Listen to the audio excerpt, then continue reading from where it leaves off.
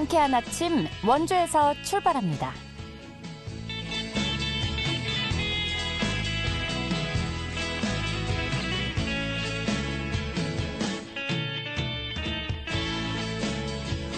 안녕하십니까. 5월 14일 화요일 KBS 원주방송국에서 보내드리는 상쾌한 아침 원주에서 출발합니다.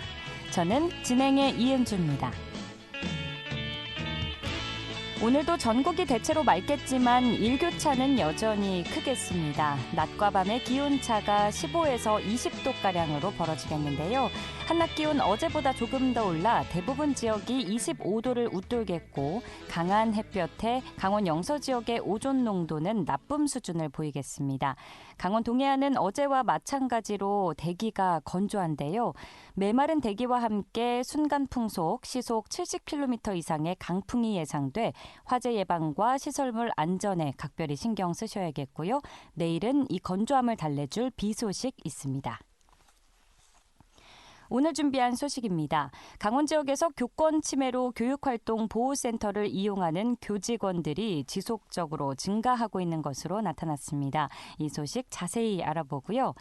원주시가 자연재난과 화재, 또 인파 밀집 사고 등 사회재난 상황 통합 관리를 24시간 관리하는 재난안전 상황실을 개소했는데요. 리포터 현장에서 소개해드리겠습니다. 또 취재기자 연결해 도내 이슈 점검해보는 시간 갖도록 하죠. 5월 14일 화요일 상쾌한 아침 원주에서 출발합니다.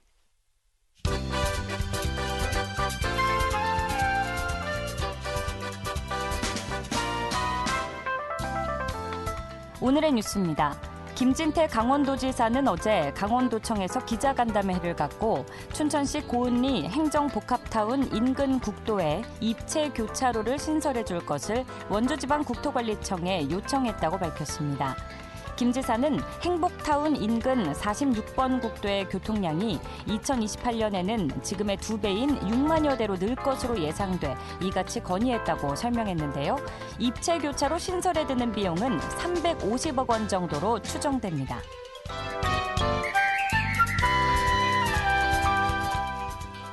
강원교육연대와 정의당 강원도당 등은 어제 강원도의회 앞에서 기자회견을 열고 강원도교육청에 전자칠판 보급 예산 삭감을 도의회에 요구했습니다. 이들은 이 사업이 특혜 의혹으로 감사받고 있는데 교육청이 관련 예산 151억 원을 재편성한 것은 부당한 행정이라고 지적했는데요. 이에 대해 강원도교육청은 이 사업이 디지털 교과서 도입을 위한 시급한 현안이라며 예산 재편성이 필요하다고 밝혔습니다.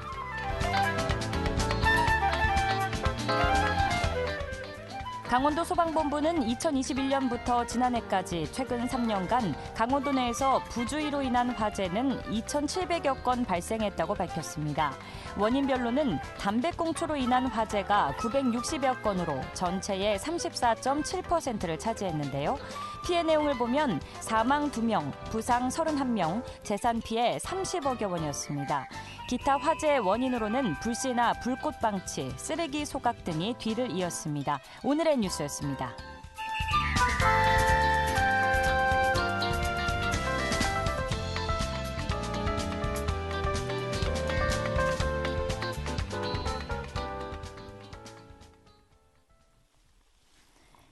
상쾌한 아침 원주에서 출발합니다. 함께하고 계십니다.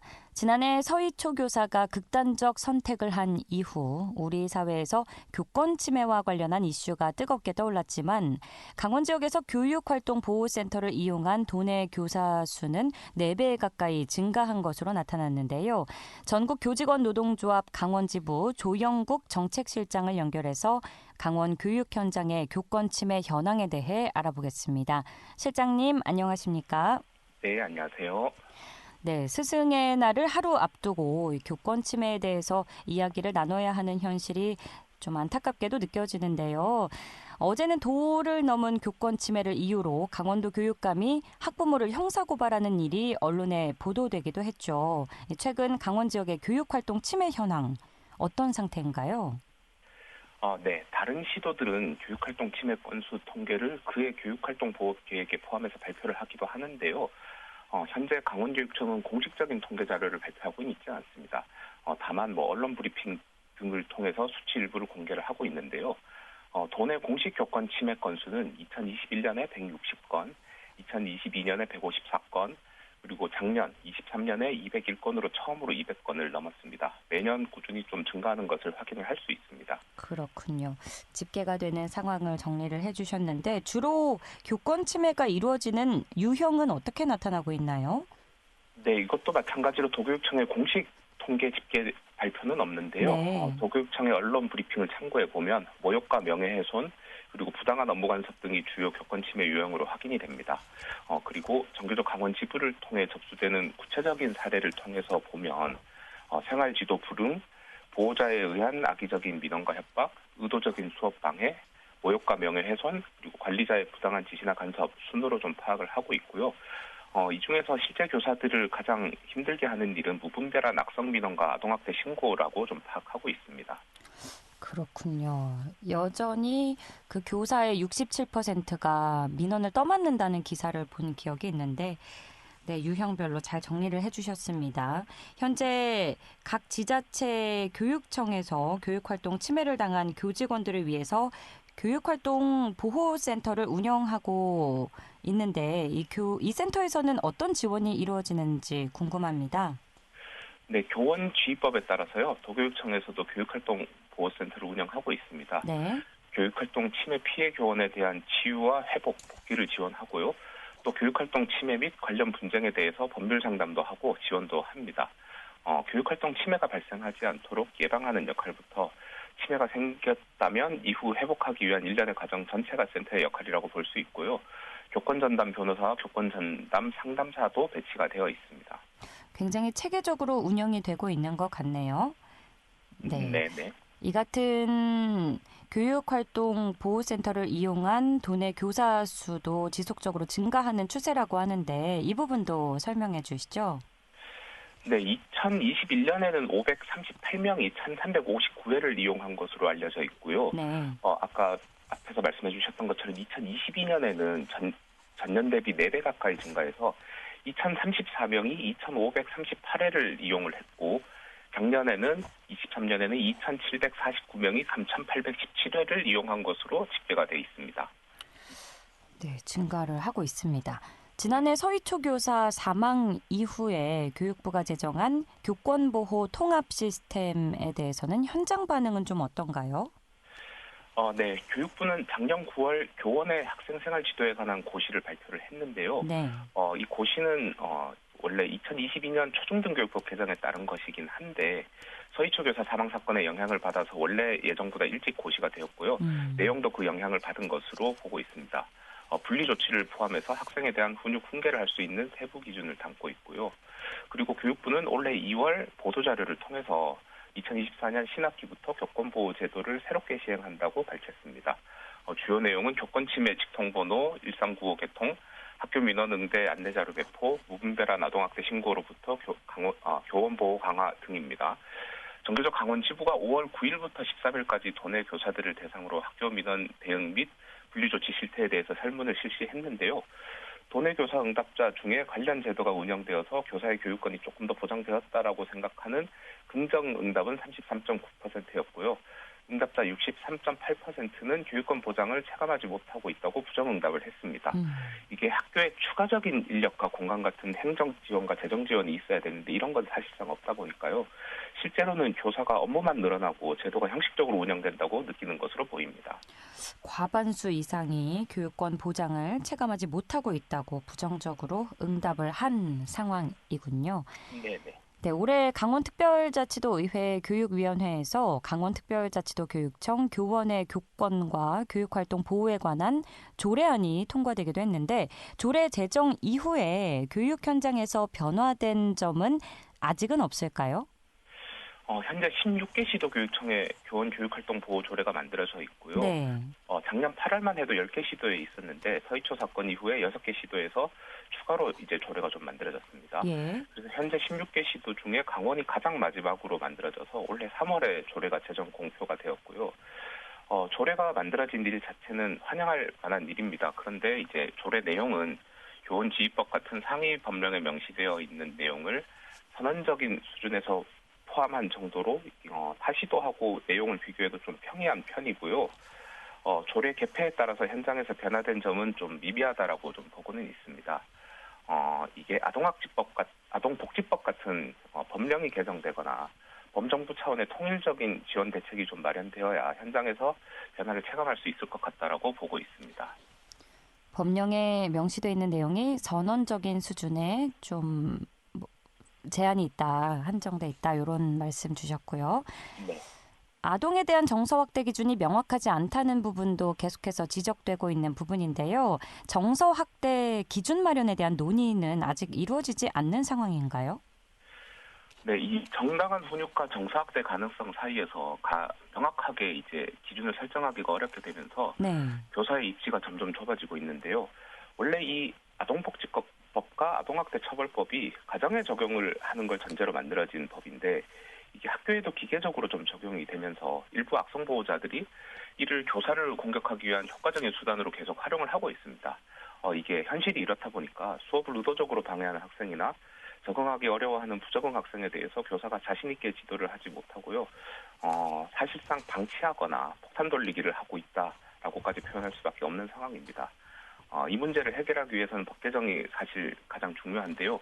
결과적으로는 21대 국회에서는 입법이 이루어지지 않았고요. 22대 국회가 국회의원을 하는데 충분히 좀 수기해서 제대로 입법되기를 바라고 있습니다. 그렇군요. 자는 아이를 깨워도 이제는 학생이 당당하게 왜요? 이러는 경우도 있다고 하더라고요. 한때는 저희가 교사라는 직업이 정말 선망의 그런 직업군 아니었습니까? 그런데 오늘 마침 기사를 보니까 다시 태어나도 교사를 한다는 응답이 19.7%, 그러니까 10명 중에 2명만 이렇게 응답을 했다고 하더라고요. 참 안타까운 현실이라는 생각이 드는데 이 부분에 대해서 또 어떻게 생각하실까요? 네, 교직이 굉장히 어려워지고 있는 것은 사실입니다. 그러니까 뭐 다른 부분보다도 어쨌든 교사가 학생을 안심하고 지도할 수 있도록 제도가 좀 개선되고 그런 환경이 되어야 할 텐데요.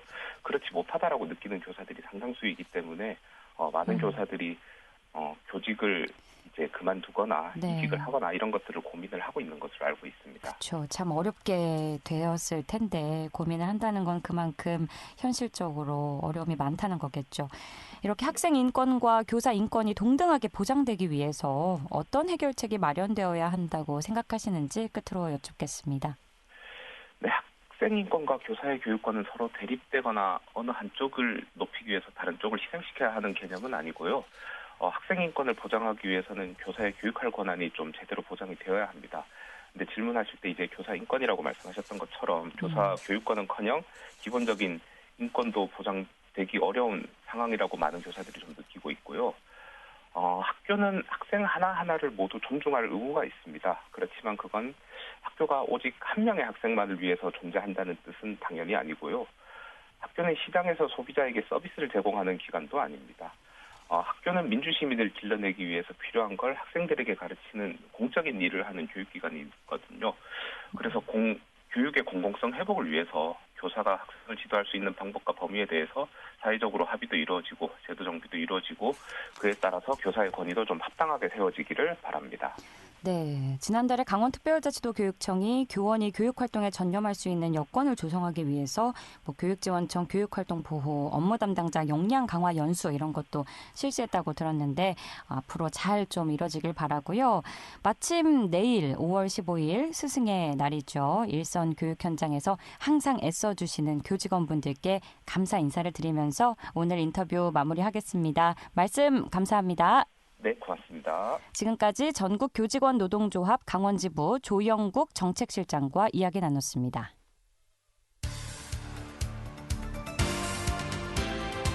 알찬 정보, 생생한 현장의 소식을 전해드립니다. 리포터 현장. 지금 시각 8시 46분 흘러가고 있습니다. 원주시가 어제 사회재난 상황을 통합관리하는 재난안전상황실 개소식을 개최했는데요. 자세한 소식 박다윤 리포터가 취재했습니다. 어서 오세요. 네, 안녕하세요. 네, 원주시가 지난 7일부터 재난안전상황실을 운영하고 있다고요? 네, 맞습니다. 재난안전상황실은 365일 24시간 전담 직원이 재난 위험 지역을 상시 모니터링해 재난을 방지하고 각종 재난 발생 시 신속한 전파, 보고, 초동 대응을 통해 피해를 최소화하기 위해 마련된 공간입니다. 지난 2022년 이태원 참사를 계기로 추진된 행정안전부의 국가안전시스템 개편 종합대책 추진에 따라 원주시도 지난 7일부터 상시 재난안전상황실을 운영하게 됐는데요. 자세한 내용 원주시 안전총괄과 상황관리팀 김강순 팀장 이야기 들어보겠습니다.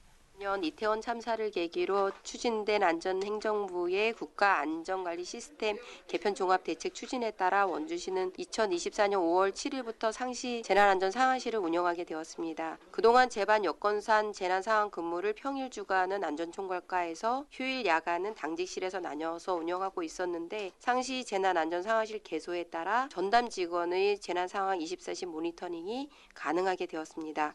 또한 재난상황실이 상시 운영을 위해 각종 재난 예경보 시스템을 통합 정비하였고 재난안전대책본부 및 재난안전통신실도 새롭게 단장하였습니다. 재난안전상황실은 앞서 말씀드린 바와 같이 365일 24시간 전담 직원이 재난 위험지역 상시 모니터링을 통해 재난을 미연에 방지하고 각종 재난 발생 시 신속한 전파, 초동 대응을 통해 피해를 최소화하는 일을 합니다.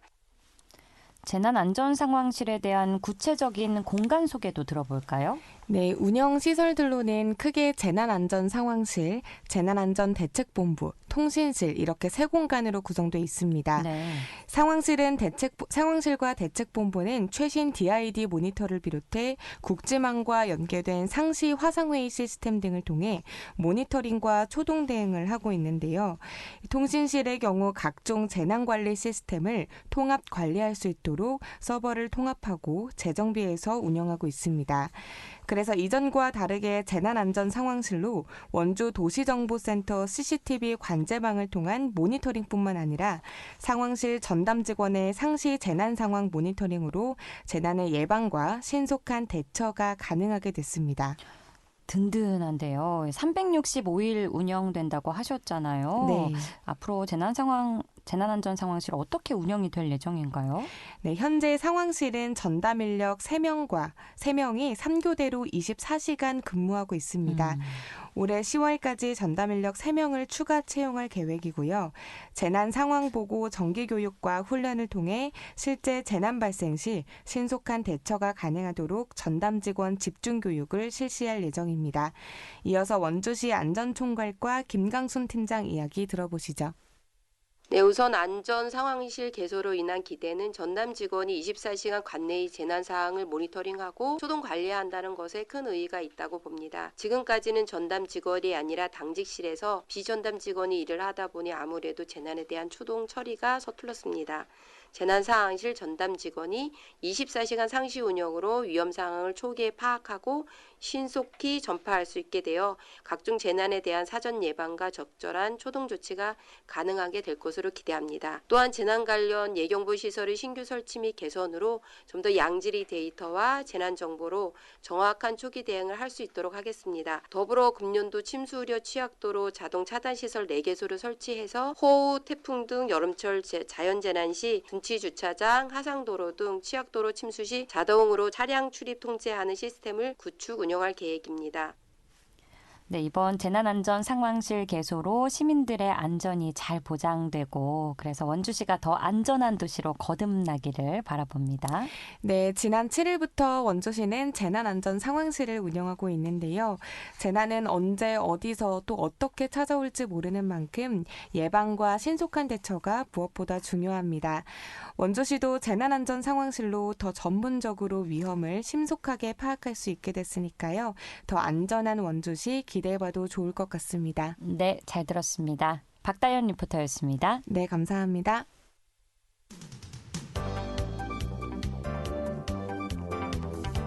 생생한 현장, 유익한 생활 정보를 전해드리겠습니다. KBS 원주 라디오 상쾌한 아침 원주에서 출발합니다를 함께하고 있습니다. 8시 52분 앞두고 있습니다.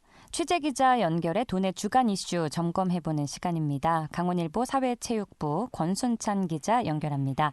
권순찬 기자 안녕하십니까?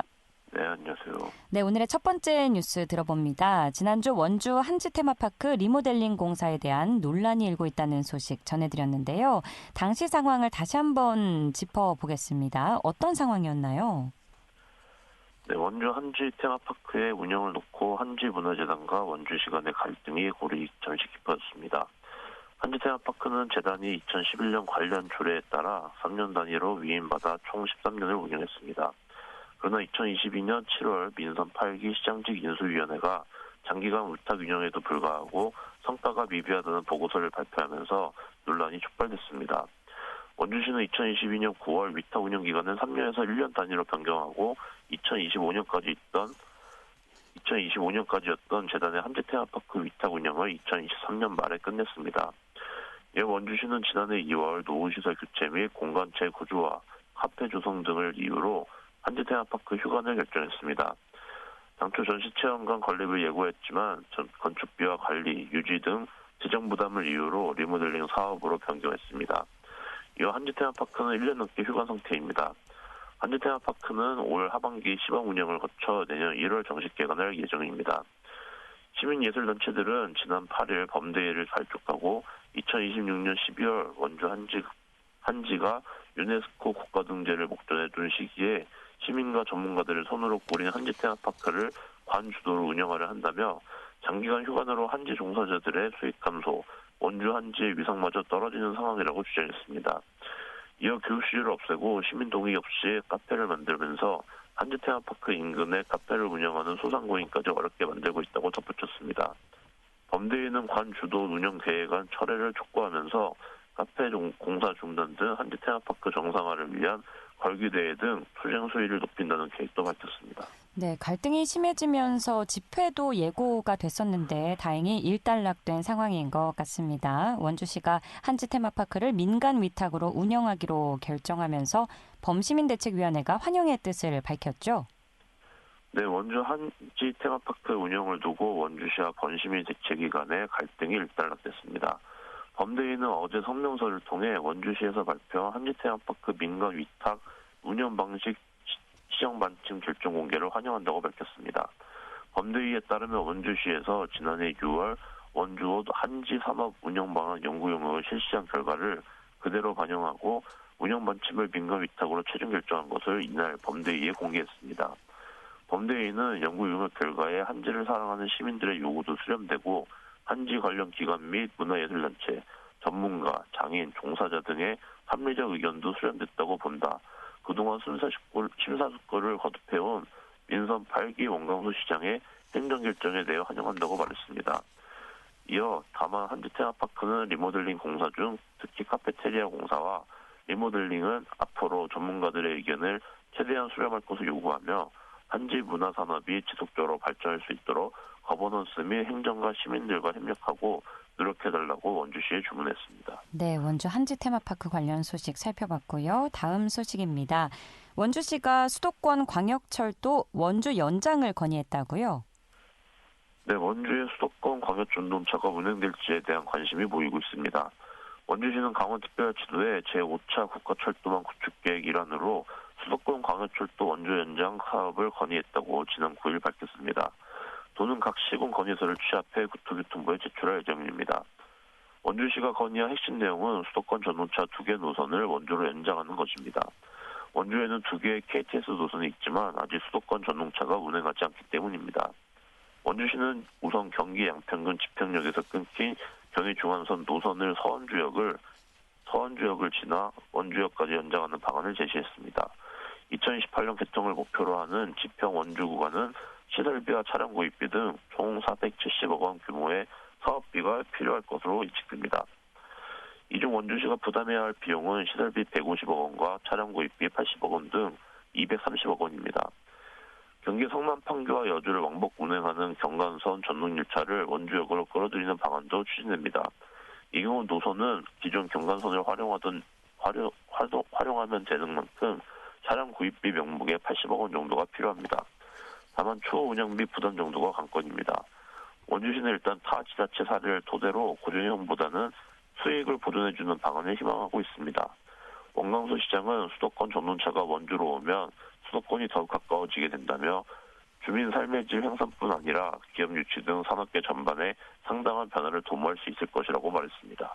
네, 이어서 오늘의 마지막 소식입니다. 원주 시민의 90% 이상이 시립미술관 건립에 찬성하는 것으로 나타났다고요? 네, 원주 시민 10명 중 9명 이상이 시립미술관 건립을 희망하는 것으로 나타났습니다. 원주시는 시립미술관 건립 사업에 시민 의견 수렴을 위해 최근 설문조사를 실시한 결과 응답자의 92.6%가 건립이 필요하다고 답한 것으로 조사됐다고 어제 밝혔습니다. 또 응답자 93.6%가 미술관 건립 시 방문 의사가 있다고 응답했습니다. 미술관 공간 활용에 대해서는 충분한 정시 공간이 필요하다는 의견이 21.5%로 다수를 차지했습니다. 네, 오늘은 시간 관계상 여기까지 듣도록 하겠습니다. 권순찬 기자, 감기 조심하시고요. 오늘 소식도 감사합니다. 네, 감사합니다. 지금까지 강원일보 사회체육부 권순찬 기자와 함께했습니다. 상쾌한 아침 원주에서 출발합니다. 오늘 순서는 여기까지입니다. 저는 내일도 아침 8시 30분에 다시 찾아뵙겠습니다. 진행의 이은주였습니다. 여러분 좋은 하루 보내세요.